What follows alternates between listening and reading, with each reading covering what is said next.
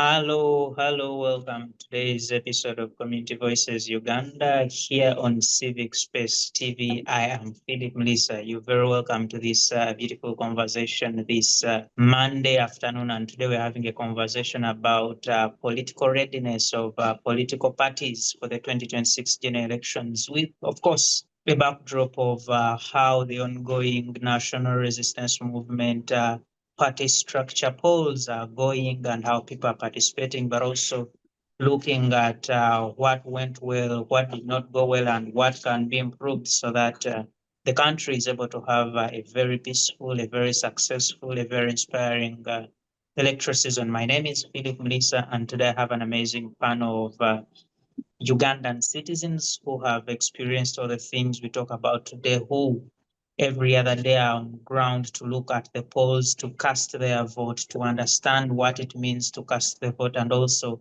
to educate the public about the necessity, the requirements, and the need for them to participate in this exercise. Before we get into the conversation, I will give my panelists an opportunity to talk to you, my view, and certainly so we continue with the details of the conversation. I'll start with gentleman, Mr. Denmark Adios Beinomugisha. Denmark, greetings, welcome to the conversation, and how is where you are?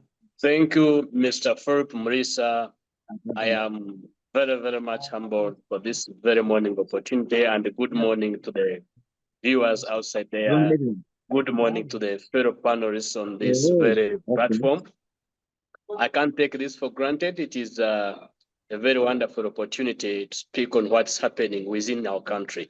So what's happening here, it's exactly not very much different from what is happening outside there. Uganda we are actually facing almost the same challenges as far as our political environment is concerned. I thank you. Thank you so much, Denmark. We appreciate your time and indeed being here to share your thoughts about this particular subject. Nakalanzi Melody, greetings, welcome to the conversation, and what can we know about your environment today?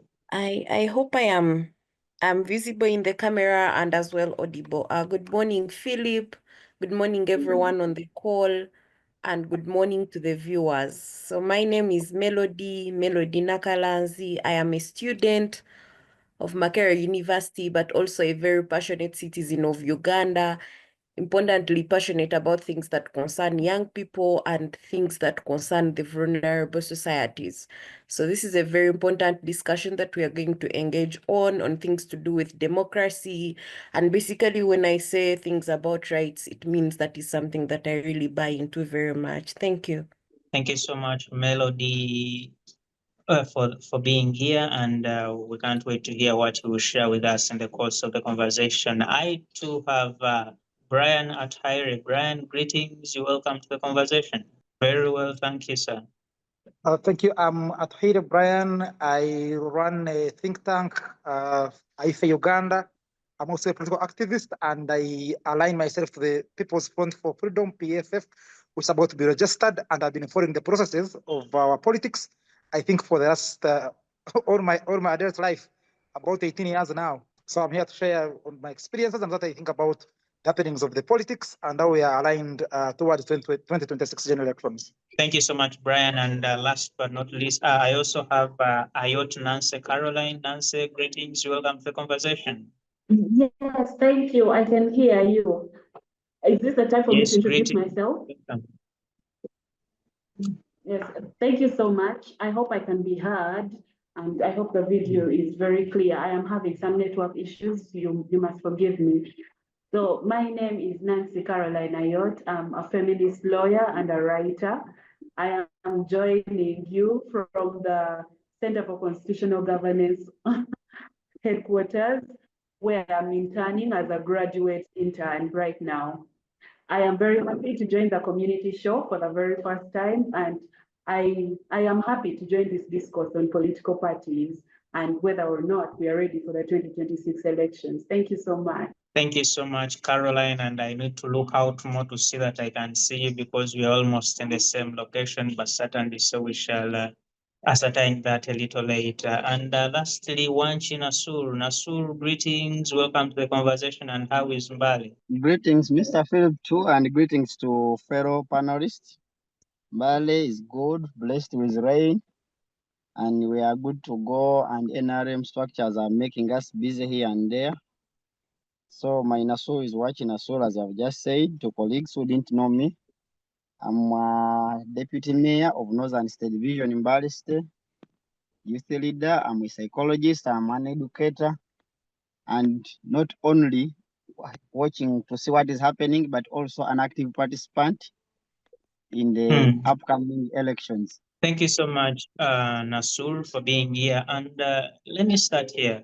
The political season is unfolding quite so clear in this country, and we've had a series of activities happening, including the registration of voters, then checking of the voter registers, then including registration at party level. We had the National Unity Platform registering. We had the National Resistance Movement, we had the Democratic Party, and in the midst of that, we also had a by-election in Kawempe North, which came out to be won by the Honorable Elias Luyimba's Nalkol. And these are a lot of activities that are happening, feeding into the electoral season, the electoral calendar that leads us until 2026. And currently, the most active activities the election of party structures in the National Resistance Movement. We've seen them at the villages, at the parishes, sub-count, and they are going to continue to national level. I want to, first of all, pick your experience through these processes. What have you observed, and what is happening in your communities? In any case, are people participating, and how would you assess the participation of these peoples in the different communities you come from? I'll start with you, Ndugu Denmark. Adios. How is it in your particular location? Yes, Denmark. Well, thank you very much. I think what you have just talked about or highlighted is not only happening in my community, but to entire country of Uganda. And my observation is just simple, is that I actually feel surprised when I see people surprised about what's happening. First of all, the NRM primaries is a clear indicator of what is most likely to happen in the elections of 2026. Secondly, the elections, the recent by-elections of Kawempe is also an indicator of what is most likely to happen in 2026 elections.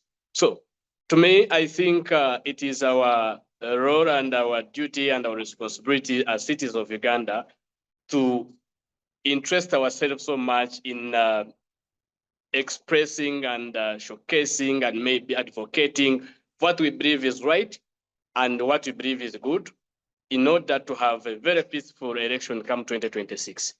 And maybe to add on that is that a lot are happening simply because of how political parties are maybe not ready for some of these activities. And you see what makes political parties ready for elections not very many things, but most importantly, the party unity.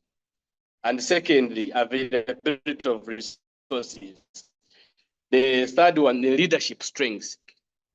How are the political parties considering those are the factors towards 2026 elections? So, Comrade Phillip, I think maybe learning from other fellows depending on what is happening within their situation, but apparently that's what's happening within my area, Mbale City. I thank you. Thank you so much, Denmark, for that account of what is happening in your area. And I want to stay in the same location. Nasur, you are a politician and a member of the National Resistance Movement. Take me to your division and share with me what is happening in Mbale, the activity, the participation of the people. And in any case, we've had a series of cases of low-scale violence in some areas. Is Mbale peaceful, and how have you managed to have these elections go through Mbale City Northern Division? Yes, one. Thank you, Mr. Phillip, and fellow panelists. I once more welcome you to the show. And I also appreciate that what you have come up is really key for our viewers to also get to know what is happening in different areas and how best it is. As far as Northern Division and Mbale at large is concerned, I cannot say that we are so unique from other areas. We also have some anomalies here and there, but to a greater extent, I can confirmly say we have tried our level best. One, people are participating actively, right from the grassroots until where we have reached. Because when you get to fall up in every cell, you would find that most people were competing. Then there are those that were having a consensus and others went unopposed. But when it reached to LC2 or the world level, there was pressure that almost all positions people were contesting and people were given a chance to decide on their leaders. It is in a few areas where chaos erupted, but when you look at the genesis of this chaos, it is normally brought by the people. You know, now, for instance, like us who are already in power and those who are coming, they will carry all the malice, all the allegations, both true and not true, onto you. So one who speaks much to confuse and convince may appear to be the best before these voters at that particular time. So at the end of the day, this is what brings in problems. Then the nomination. The fact is the publicity of the nomination has not been so clear. The nomination days. You know, registrars say we are nominating from Monday to this. That is by them. Then people come on the last day, they find that nomination closed when they were not given clear information. So somewhere, some people feel it is either a trick you want to close them from out, or you want to favor a few people that have been nominated, especially in case the position is and someone is going unopposed. But at least I appreciate the security officers that they were responding immediately to every situation that needed their attention. But it was not so that much because most of the cases were being managed by the societies. And I cannot say it is about the area. And people are in the area, there's not any other villager was coming, but they within themselves. So when themselves fail to agree and go into chaos or go into a misunderstanding, we carry this and take back to them because it's also their right.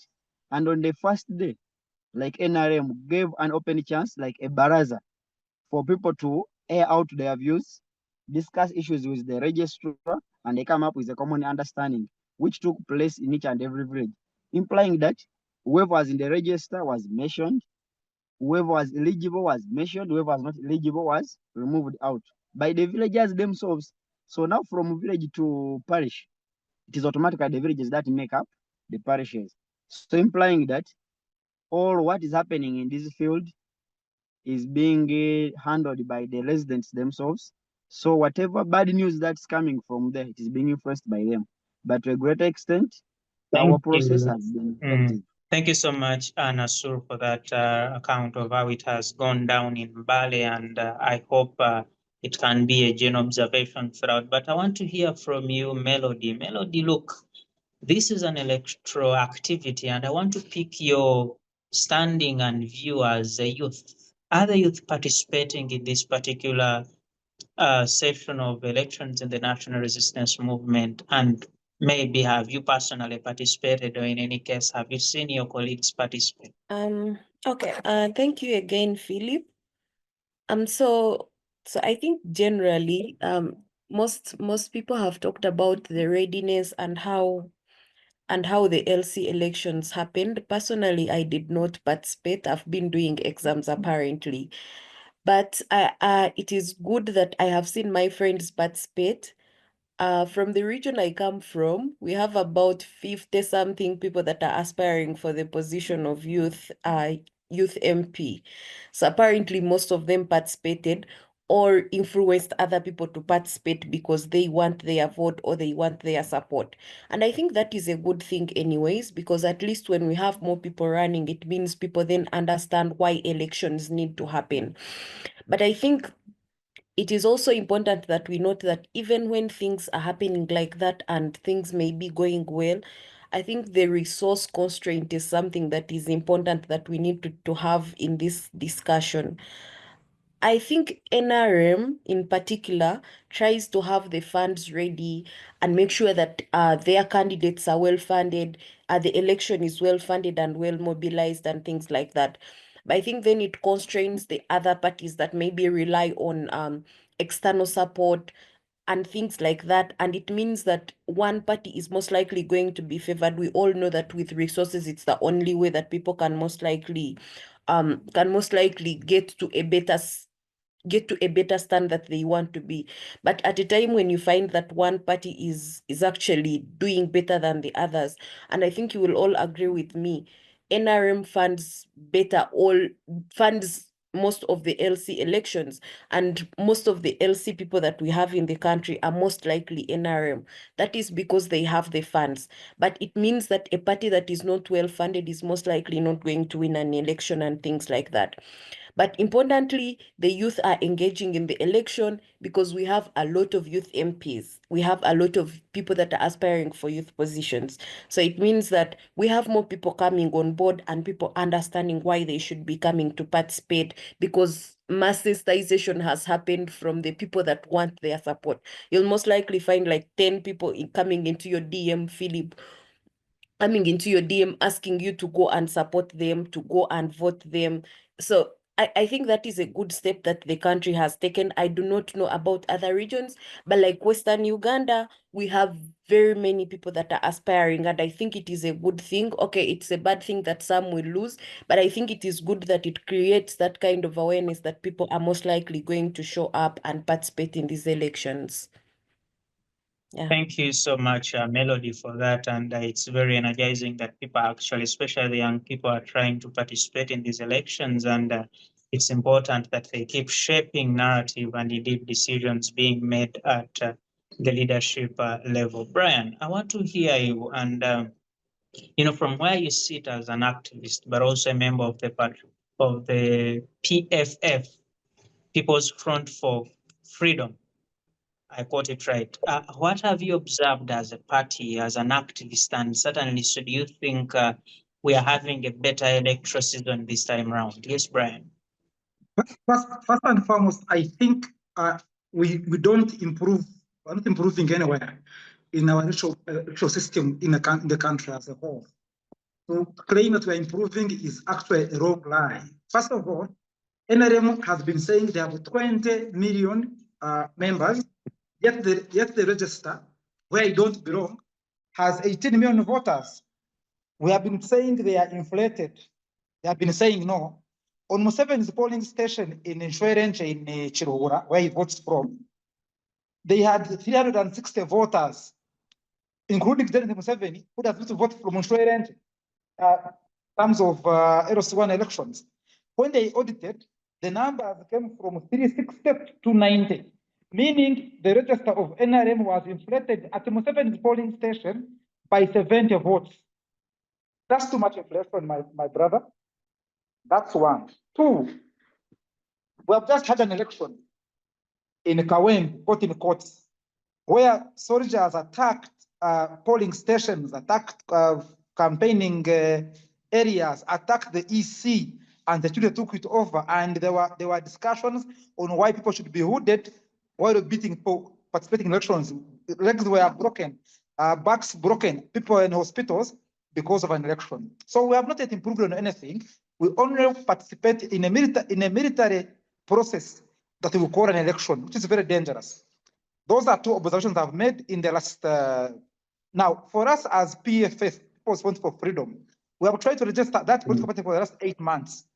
In those 8 months, RDCs, GSOs, DPCs have been involved in intimidating members who are promoting that political party, including claiming that if you don't have a phone number, if you have a phone number which is not in your names, you cannot promote a political party. Yet to vote, you don't even need to have a phone. You just need to be a citizen who's on the register. So there are many discrepancies that are involved. But Brian, in the process.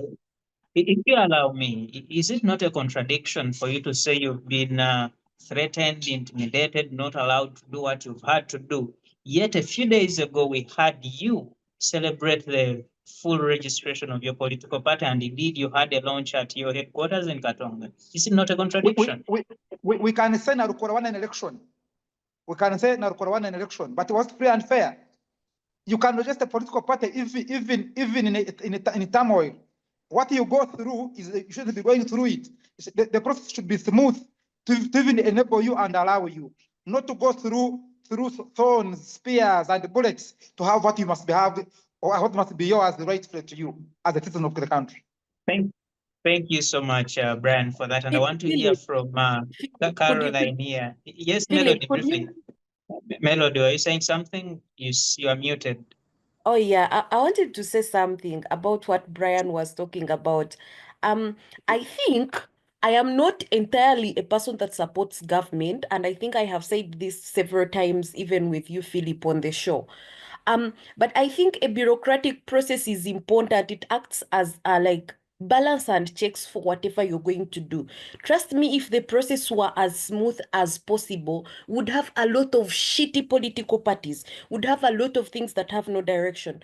Trust me, Brian, after all those discrepancies that you went through, making sure that you have this, they're trying to make sure, is this person authentic to have a political party? And is this political party going to help people? I think it is not entirely for the bad side that they are intimidating you or what, but they're trying to see, can this be done the right way, or is this the right thing to do? And I think most of us usually misinterpret how bureaucracy is important, and always look at it on the wrong side, I think. Yeah, that's it. Thank you so much, Melody, for that. And later in the conversation, I will engage you on, because when you talk about the bureaucratic checks that are created, there are those that are legal, and some of what Brian talks about seem illegal in the name of trying to stop some people from talking about their party in the name of what he said, bullets, and I think he will give us evidence of that and many other things. But we need to create a way of which is legal and which is illegal, but certainly later in the conversation. I want to pick from Caroline here, who is a feminist, and I want to understand from you, Nancy, first of all, are the women, are the ladies in our communities participating in the electoral process? Are they voting? Are they standing for election? And do they have the information they need to be able to participate fully and with impact in these particular processes? Yes, Ayot.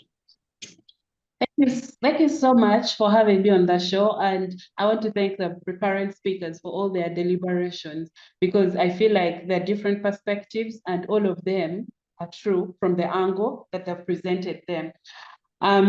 Just to tell you about what it's like, for example, in my community right now, I am a resident of Kampala Metropolitan, and much of what happens in the capital, I experience firsthand. You wake up to go to work in the morning, and the environment is not suitable to move out. However, I need us to understand that for me, I feel the current political environment has certain things going on. One, it's restrictive and it's experiencing the full force of the army. It doesn't matter who you are. We've learned that it doesn't matter who you are. If you're on the street when certain exercises, democratic exercises are going on, in the name of maintaining law and order, the military is on the street, and anyone can be a victim. Everyone or anyone can be a victim. That is my opinion. And secondly, there is blatant disregard for the law. There is blatant disregard for the law. We cannot talk about due process today, especially when it comes to regulating democratic exercises, because everything is so fishy. I think when you talk about fishy things going on, let us take an example of the very current Kawempe by-elections. From the nominations, the detentions were so arbitrary, and then the violence meted against the media, who are supposed to be good observers of our democracy, was so deplorable. And thirdly, the propaganda that followed left me speechless, honestly, because right now we have a very thin line.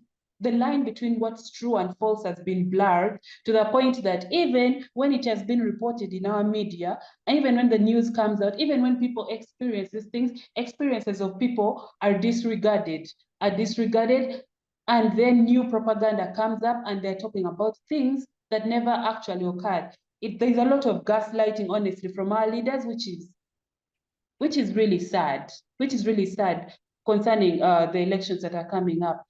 Now, the women in this time are of course, disproportionately affected. Because when we're talking about the women in Kampala, we're talking about young women or children, those going to school. We're also talking about young women going to work. We're talking about market women. We're talking about women who are just operating their businesses on the street. We're talking about older women, and all of those exist in this community. And let me tell you that the best way to kill democratic freedom for any woman is the presence of violence, and these women most have not been able to go out to the streets to go out to exercise their democratic rights. Some of them, from speaking to people my age, I know some of them are saying, does it change anything? Do our elections have any impact? Do our democratic exercises mean anything in the presence of all these stifling circumstances? But also the lack of information. I do not know what is worse, lack of information or disinformation, because lack of information makes sure that people do not participate to begin with, and then disinformation distorts what is going on, distorts the activities that are the presence of the truth and what people are supposed to believe. There is even complaints of media houses not being impartial in reporting, because for example, for me, when I watch UBC, I feel like the country is okay. Sometimes I don't even witness some of the things that I witnessed on the streets. And I'm like, where did this happen? The reporting is so reversed that you wonder if you imagined what happened on the streets, or if your experiences actually matter. So for me, I am extremely concerned, because people need to participate. People have political parties that they subscribe to. However, people are afraid. I know that many people are very afraid. Yes. And I also know Yes, that. thank you so much, Caroline, for that. And certainly, I think when you mention those two words, you are concerned and people are afraid. Those are very strong words to use, and certainly this country needs to look into how some of those words can be addressed to be turned the other way around, for people not to be so concerned about the negative things about the country and how things are being run, but trying to draw comparisons and making sure things are running in the proper legal right way. And speaking of proper and legal, one of the concerns that have come out is the fact that the national resistance movement is allowed to do all it has to do, including undertaking the campaigns, activities, having rallies, candidates moving around, consultations, and many of these activities are not allowed for opposition political parties. I want to start with Wachi, who is directly in the leadership and a member of the National Resistance Movement. Nasulu, do you think, and is it practical in Mbale, for example, to have the National Unity Platform, the PFF, the NUP, the Democratic Party come undertake activities the same way the National Resistance Movement is undertaking them in that particular part of the country? Yes, Nasulu. Thank you, Mr. Philip, for this wonderful question that is a bit challenging, that people may not want to listen and take the reality, because they have what we call mindset change is so challenging in Uganda and to the eyes of very many people. But as far as what you are trying to say is concerned, I can give a credit that opposition parties are all given a chance, but they always misuse the chance. How would I say? Why am I saying so? When you look at NRM, where I'm a member, you find that we have made more than enough publicity that as we talk now, almost everyone everywhere in Uganda, at every village, parish, and sub-county is in the know that on Friday they are voting sub-counties, on Monday division is, on the 23rd they are voting cities, and at the district. That the publicity is more than enough. And we have publicized to know who deserves what, where will it be, and at what time. So now why I say that other parties fail to live by their program. I can give an example of the Unity platform. when it comes to, even actually it has been not only in Mbale, but even in other areas, they will tell you we are going to have our rally at 2 at Republic, for example, at High Court, cricket ground in Mbale. Then by 4 they are there. They get to move to other areas where they did not mention in the first place. But remember, in these towns, people are doing businesses. And we know what doing a business is. So whenever there is an opportunity of crowds, just know that there are also very many people of wrong doings, these thugs, that they terrorize people so much here and there. So now when police comes in, people now only look at the police, but don't look at what the party has done. In that our opposition parties have borrowed a leaf of creating a situation to make government in power look so bad, and they gain support in such an excuse. But the bottom line is, if they have also drawn a program like how NRM has done, that on this day we shall have this, and at this time, let them also stick to the program. I will borrow a leaf of FDC previously. For now, it has not yet done what it is supposed to do. FDC previously, it had tried to manage also its programs, except when it reached at a level of the presidential candidate, that they would also be diverse and do the opposite or the contrary. But at these other levels, you find that they are also respected to make their nominations like they are making. Like Nupo of recent in Mbale, I don't know what other areas, they're making voter registration. No one was stopped. The activity was publicized, and we saw them doing it so well. And we also did the registration. When you look at the display of these registers, people already have a biased mind. It is for NRM. So even before someone could get onto the grassroots to go and verify his particulars, then tomorrow when he's denied, he blames NRM. They have now said they are displaying the register. Go check your particulars, see where you vote from, because you may have done change of location and you have forgotten. But when you go to check this register, you will know. Now, like Ado was saying, I'm still a youth. Go and check in the register of the youth. Are you still a youth or you are not? Then tomorrow you say, I want to be a youth chairperson, youth council. You get that data not in the register. You begin saying again NRM. Yet all these provisions, whenever they're in the field, they are free and fair Thank to you. everyone. Thank you, Nasulu, for that. And I don't know, Caroline, you seem to have a quick comment about his submission. But please pass it as I get to hear from Melody here. Yes, Caroline. The ground is not secondly in terms of enforcement of the law, blocking businesses on the street, and then people have the same. Besides, also the amount of force that police uses has been cautioned, and not speak like all these things are not publicized, because we cannot, in an effort to talk about. Okay, do it in 30 seconds. Okay, thank you.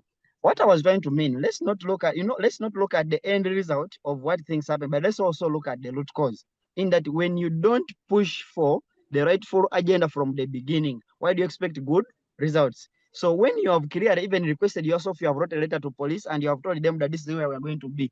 Then in the afternoon, you'll be in a different place. Why do you not communicate? So when they come in to disperse the gathering, police is very bad. Yes, police is bad for how it is handling people. But why did you also go against the will that you had made a request earlier on?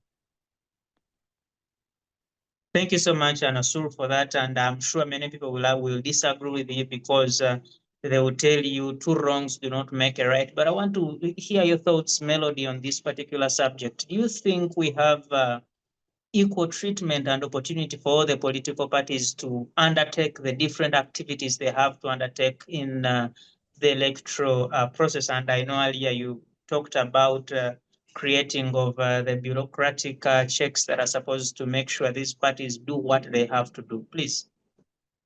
Thank you again, Philip. Okay, all political parties can never be treated the same. We all agree with that. One, I told you, and on every show, I'll say this again. All political parties will never be treated the same and can never be treated the same. It is always the political party that is in power that has more privileges. And we all know this. Even if you were the one, Philip, as an individual, you would not choose your step brother over yourself. It is the reality of life, and that is how humanity sort of works. But the only problem then is, like, it goes to extreme ends that these people now make the others look as as if they are not human. And they do not care about the vulnerable groups. I think Nancy was telling us about women. Like, these are the most vulnerable people. This woman has a small business of like street vending. Her business is like capital of 20,000. So at a time when you have this woman get like not be able to access where she's supposed to work from because you're a ruling party, then I do not know what then you're trying to do, or if you're trying to say rights of people are then protected. I have an issue with the gentleman that was talking previously. He talks about things like updating the register that people later change and people later change and go to different locations. This is it. Uganda is a free country. And if we have to live in this country, we have to make sure that everyone is respected. People's plans change along the way, but the police brutality is too much. Like, these are people who do not even know what the law looks like. It is only us here on this show, or a few other people that are watching the show, that know what the law talks about. These people do not know these things. So at a time when these people change, you are not supposed to beat them, brutal them, and make like things that are, I don't know. And this is the issue. Like, you asked me about political parties. This is the issue. If you're NRM, you'll most likely be sided and not beaten. But because you are belonging to another political party, you are putting on a different color, then that is how they are going to pick on you and decide to take you to police, decide to take you to a prison cell for some few days, and things like that. And I think that is the problem that NRM keeps doing. And I think this happens because maybe they have the power and other things. We notice like what happened like in the French like long time ago before they transitioned and got to where they are, is because they had monarchies that would use power because they had it. And it means that people that were like the peasants were not sort of considered in any way. It means that if you are not part of government, you're most likely not going to be favored. And I think this is the problem that government keeps doing and repeating every time. Trust me, a lot of people are going to be beaten. If we are having people that are getting beaten as early as LC1 elections, then it becomes very problematic. If we have people that are not going to go to get their details updated in the register, is because you have put a yellow book at the place where people are registering from. It means that people are not going to buy into that. Why isn't there a red book? Why isn't there a green book for other parties? There is only a yellow book because you have made this entire process look like you own it. So it means people do not even see the relevance of going to like participate in these things because you have owned them. And at a time when you say you cannot then like be on the same side with them, then they're going to decide to say, okay, you are not part of us, then you are going to account for whatever wrongs you have done, even when you are not wrong. About bureaucracy, lastly, bureaucracy is good, but also bad. Why I responded to that gentleman earlier is because a political party is not something you just form in one day or 1 week. It is something that needs to be checked over and over again. I know he went through a lot to make sure that his political party was verified and registered, but it is a process that someone has to be patient with. Well, I already gave you grievances about government, so they will come and do some things that are sort of illegal and are not in the constitution. But I think sometimes it is for the good that people then understand why some kinds of checks and balances exist. And but usually because you're on opposition, then you decide to misinterpret most of these things. The checks and balances are important, Philip, but it depends the extent to which they are applied. Thank you. Thank you so much for that. And I want to, Denmark, earlier we spoke about the internet and someone was speaking disinformation and misinformation. As you talk to me about the capability of political parties operating on the same grounds, what is the role of the internet in shaping narrative and shaping how processes emerge in this electoral process and heading into 2026? Mr. Phillip, I'm not getting you very well. Your network is kind of stable. I beg your pardon. Thank you so much. Do you hear me well now? Yes, I can. Thank you so much. I want to pick your thoughts on this very subject of political party activity, but I want you to merge it with the role of the internet. You know, the internet is one of the most powerful tools in society today. How can this internet be leveraged to create a smooth process in this country as we head into 2026? Yes, Denmark. First of all, it starts with the main objective of why you're interested in participating in 2026 elections. Secondly, it goes back to the availability of resources for any available political party. And maybe the third point here comes with the leadership strengths. Internet is very, very much important for any political party to achieve its set and organized and interested goals. But the main three factors I've just talked about are as well very, very much important. The moment the leadership is not strong, and the moment you find that the resources are also not enough, and the moment you find that even the unity within the party is not as far as you expect, then definitely internet will not be more useful to make the party reach its own objectives or set goals. For instance, if you look at the current available political parties that are more of using internet, you may find that people are using internet to attack themselves within, to expose themselves than using the resources that are available to fight for their set goals. Because, for instance, if the leadership was strong and very much organized, they should have advised and guided the bloggers or the people within the party to strategize and use the available resources to look after chasing the main objective of the party. So mainly it is, I must say, internet is good. And of course, political parties must embrace the internet, must embrace innovation in order to achieve main goals of the party. Thank you so but much. all starts with the main objective. So what is the main objective? All right, thank you, Adios, for that. And Brian, as we head into the 2026 election, do you see the internet playing a role in shaping the outcome of the election? Yes, Brian. You see, it's as if you're saying you are only living in Uganda today, that you do not have the knowledge that internet can be limited, its use can be limited, even it can be cut off by the regime. Because we have seen when we are going to vote, internet is cut off. You can't use WhatsApp, you can't use Twitter, you can't use Facebook. Facebook was shut down in the last in the last elections. It hasn't been brought back, and we're talking as if the internet itself will be free. Even the internet will be gagged, they are gagging people. Because we have lived in this country wrong, have experiences that we cannot talk as if happened yesterday. That's one. Two, I have had, I think Melody or one of the ladies saying that in fact, you cannot, that we are treated as if we are step children. Citizens are the same, whether you're NRM or FDC or DP or PFF, you must be given the same privileges to run if you're saying you're running in a democracy. In the event, some people are called Ebyana and Abana in Uganda, you're opening a canister of worms. We all know that in this country, to be arrested, there are places of detention. They include police cells, and they have limitations of 48 hours. Then you can be remanded to Ruzira or to Shitaria, whatever. There must be a date you'll be brought back to court. We have people who were captured because of an election, in the last election, who are still in prison, and we don't know when they'll come back to court because court martials were removed. They are trying to put they're trying to make court martial come back. And we are looking at all of these as the processes of political processes.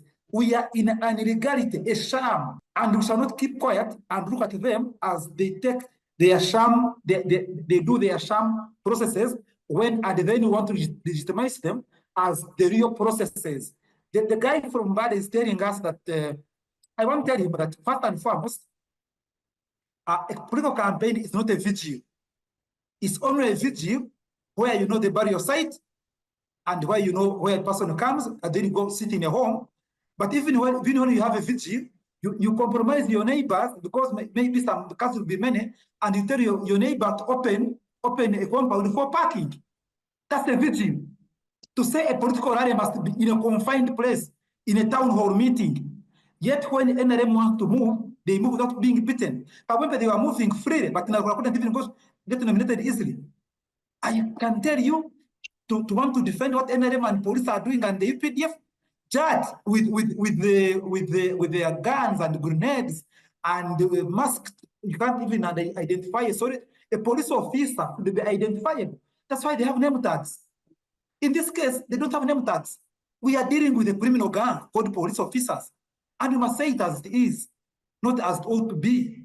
Thank you, Brian, and thank you for keeping it Community Voices Uganda here on Civic Space TV. And we're having a conversation around political parties and their readiness for the upcoming general elections. Colleagues, our time is really moving so fast. We have about 10 minutes to be out of here, but I want to hear from you. And, you know, many of these challenges can be recalled day in, day out, but I want you to draw for me recommendations and indeed best practice activities that should be undertaken in this country so that by the time we get in 2026, we're able to have the kind of election you and I and indeed every other citizen of this country and the world desires to see in this beautiful country. Let's use about a minute each of us to really draw some conclusions for how this process should go down, and certainly so create a better country. I'll start with you, Ayot. What do you think should be done to ensure we have a very good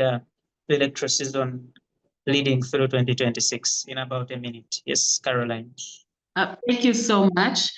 Right now, I agree. I mostly agree with Brian on most of the points that he brought forward. And for me, what I want to say is that we need fairness and good faith, and we cannot normalize inequalities in our society, regardless of who is in power and who is not in power. That is number one. Number two, we need to define what our political environment is bringing. What is the manifesto of the person coming forward? What are they bringing to the table? What do they mean for our country? Do they mean well for our country? Do they mean well for our societies? But also, we need to ask for accountability and independence of our coercion institutions, for example, the police, law enforcement, the police and military, because they're supposed to be impartial. That is the best way that our democratic country runs, if every institution like that is independent. But also active participation of every citizen is important. That means we need more civic education. We need to encourage people to go out there to vote and express their opinions, because that is what we say that's what we mean when we say that all power belongs to the people in Article 1 of the Constitution. But also to hold our leaders very accountable. For example, the leaders that you send to the Legislative House, if they do not do what you sent them to do, make sure they do not return. Hold them accountable, give them a call, ask them, what are you doing? And this is for everyone in society, because you have a right to. That is why most of their numbers are published. So for me, this is a short one on what we can do. Thank you so much. Hold them accountable, give them a call to make sure they respond to what they have to do. That's Caroline, and telling us on how we can make sure we head into a very successful and peaceful season. Nasulu, what should be done to make sure we get a very credible season? Thank you, Phil. As just my colleague has just said, I would also just make a supplement and then add on something. One, we need to make a clear and a focused sensitization, both from the grassroots, because the things that are happening on the paper are not for everyone, and the majority of the people are not on social media. Even when you're talking about internet, look at the number of villages that we have, the remote areas we have, very many people are there. So let the parties first intensify their sensitization to each and everyone wherever they are, such that we all go participate and know what we are supposed to do and how shall we do it.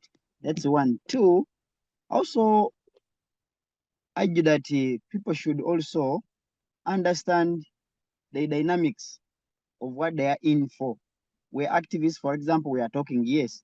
Let's not talk out of biasness, out of rigidness, but let's talk from informed point of view that even if I'm not NOP or FDC, but if something is bad, let it be bad and let it be condemned in the strongest sense of condemning, in that people should be informed and have consent on what happens. Last, what I also feel we can also need to have a better election process, electoral process. I also have a feeling that let people do not only lament, but let them also participate. You are going to choose a leader who is Thank not you. worth it. All right, thank you, Nasulu. Let people participate. They should not only lament. Very strong line to end with here. There. Denmark, what should be done to create a smooth process? Well, thank you, Mr. Phillip. First of all, I must say it's kind of late for us if we are to have a peaceful 2026 election, but then elections be peaceful to all of us. But my opinion or my wish would be let the party, the ruling party, the party in power, NRM, first swallow the ego and understand that Uganda is the only home we have. Secondly, let all the participants in this general election, the 2026 general election, talk of the security, talk of the electoral commission, be independent parties. Let them follow the law. Let them understand the constitution and create a fair ground for each and every political activist or political participant be satisfied with the results that will come out of the 2026 general elections. I thank you. Thank you so much, Denmark. Brian, going forward, what do we do so that the PFF gets that it desires to get in the 2026 general election? I think Brian is unable to hear me in the moment, but in the meantime, let me hear from you, Melody. Melody, what should be done to make sure, especially the youth, go out to participate in numbers, but also make the statement they should make in the electoral process? Okay, thank you again, Philip. I think the most important thing would be that we make reforms in especially the things that are not right, like how people are being treated, how people respond to most of these things, and changing the attitudes of what people think about, especially the ruling party, especially youth anyway in this regard. Notice that most youth belong to opposition parties. So I'm not saying they should change and go to the ruling party, but rather they need to like have better reforms to make sure that people understand why we are participating in elections, not entirely because we want to oppose the ruling party, but even when I want to be part of the ruling party, do I have an incentive to be part of the ruling party, or I am just going there because of things that most of us know on this platform? Like, people need to have a genuine reason to participate in these things, and the process should be fair and enough for everyone to make sure that they can participate without any kind of intimidation, without any kind of fear, and anything that would scare them from participating in this particular activity at the end of the day. Thank you. Thank you. And Brian, if you can hear me now, what are some of your recommendations for the forthcoming general elections? Yes, Brian. Brian, are you able to hear me? I think Brian is unable to give his final thoughts on this particular subject because of connectivity challenges. But I appreciate you so much, Brian Atuheire, for your time and for making time to the conversation. Wachi, Nasulu, thank you so much for joining us from Mbale. Thank you for your thoughts and for making time to the conversation. Nancy, Ayot, Caroline, thank you so much for your thoughts and for making time for the conversation. And indeed, Denmark, Adios, thank you so much for your thoughts and for making time for the conversation. And last but not least, Melody, Nakalanzi, thank you so much for your thoughts and indeed for joining the conversation. Special thanks to you, our viewers, for always keeping it Community Voices Uganda and indeed the wider Civic Space TV. Special thanks to the technical team and special thanks to the Center for Constitutional Governance and all other partners that put their hands together to make sure we deliver this and more work that we do. And we pray that you continue being with us in this journey. And I ask all of you to continue checking out our work on YouTube, on X, on Facebook, on TikTok, and all other platforms, because we do this to make sure there is a brick added to the growth of our country. I am Phillip Muliisa, and I shall see you next time.